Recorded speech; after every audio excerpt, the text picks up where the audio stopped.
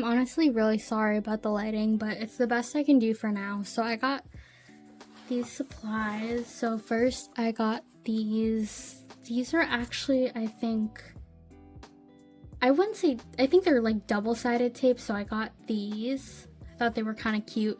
I wasn't expecting them to be so small, but these will be great for journaling and putting in my stickers. So I got this. I got this gouache color palette. I wanted to get something that was in between, because I'm so used to working with oils. I wanted to do something that was like in between oils and acrylics, so I kind of want to test this and see how it goes, but I'll get to that later. The next item that I got is this paintbrush kit.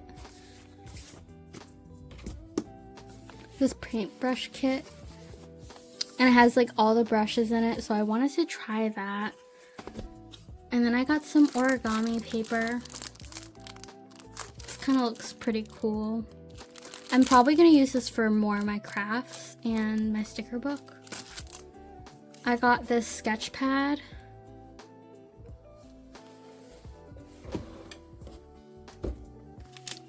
I got this journal. I thought this was actually pretty cute. So I got this little journal. We'll open it together. I got this sticker pack. I love stickers. If you don't know me by now, I just love doing my sticker journal and putting random stickers everywhere. It's kind of fun. I got some sticker paper because I want to test out my stickers that I designed a little while ago, but I got some sticker paper. I hope this fits in my printer.